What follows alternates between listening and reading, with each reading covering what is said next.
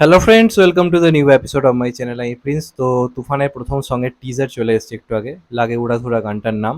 এবং এটাই হতে চলেছে প্রথম সং। অনেকে বলছিল দুষ্টু কুকিল হতে পারে বা অন্য নাম হতে পারে। তো এখন অবধি তারা অফিসিয়ালভাবে গানটার যে নাম দিয়েছে সেটা হচ্ছে লাগে উড়াধুরা, যেটা আমি তোমাদেরকে জানিয়েছিলাম যে শ্রীকান্ত মোহতা পোস্ট করেছিল, সরি মহেন্দ্র সোনি পোস্ট করেছিল এই গানটার নামটা দিয়ে, এবং সেই গানটাই প্রথম গান আসতে চলেছে। তো গানটার টিজার বেরিয়েছে, তো টিজারটা কেমন লাগলো দেখো। পুরো গান এলে তো গানটা কেমন সেটা নিয়ে ভালো খারাপ আমরা আলোচনা করতে পারবো। তবে যে টিজার টিজার কি জন্য আনা যায়, প্রথম ঝলকে দেখে গানটা কেমন লাগছে, গানটা সম্বন্ধে আমরা আলোচনা করতে পারি, আইডিয়া করতে পারি কিরকম, সেটা নিয়ে কথা বলা যেতে পারে। তো এই গানটার যেটা প্রথম আমার ভালো লেগেছে, গানটার সেট ডিজাইন, যেটা নিয়ে আমি আগেও কথা বলেছিলাম যে গানটা খুব বড় স্কেলে শ্যুট করা হয়েছে। এবং সাকিব খানের বহু গান আমাদের এপার বাংলাতে অনেক সময় জনপ্রিয় হয়েছে। যেমন ধরো ১৬ আনা বলে একটা গান ছিল, নবাব সিনেমা সম্ভবত। শিকারির গানগুলো খুব হিট হয়েছিল। তারপর প্রিয়তমার গান মোটামুটি জনপ্রিয়তা ভালো পেয়েছিল। তো এই গানটা যেহেতু দুই বাংলায় রিলিজ করছে সিনেমাটা, তো এই গানটা স্বাভাবিকভাবে এসবিএফেরও আসবে, সঙ্গীত বাংলাতেও দেবে। তো এই গানটা আমার কিন্তু মনে হয় বড় রকমের হিট হতে পারে দুই বাংলা মিলিয়ে। বাংলা এসে তো হবেই, আমাদের এপার বাংলা তো হিট হওয়ার চান্স রয়েছে। তো যেটুকু গানটা শুনলাম, গানটা ঝলক দেখলাম, আমার কিন্তু বেশ ভালো লেগেছে। মানে গানটা শুনে একটা এই ধরনের গানের ক্ষেত্রে লজিক কাজ করে না যে এই এই লজিক ওই লজিক ওইসব কাজ করবে না। এই গানটার ক্ষেত্রে এটা কাজ করে কি ম্যাজিক, শুনে একটা ভাইবস। তো যেটুকু গানটা শুনতে পেয়েছে একটা ভাইবস কিন্তু কাজ করছে।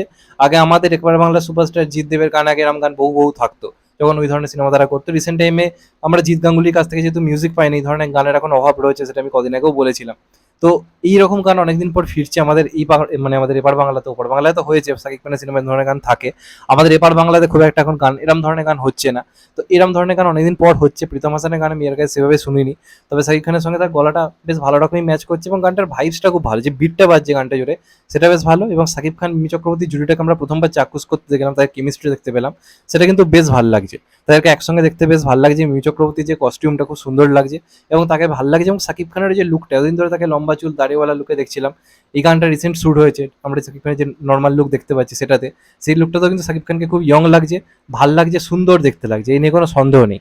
রিসেন্ট টাইমে সাকিব খানকে নিয়ে আমি কিছু বক্তব্য রেখেছি, ওপার বাংলার কিছু মানুষজনকে নিয়ে, আমাদের এখানকার সুপারস্টারদের নিয়ে কিছু বলার জন্য। তো সাকিব খানকে নিয়ে কিন্তু আমি কিছু বলিনি, আর আমি এটাও বলিনি যে তুফান নিয়ে আমি কোনো কথা বলবো না। আমি জাস্ট এটা বলতে চাইছি যে নোংরামিটা বন্ধ হোক।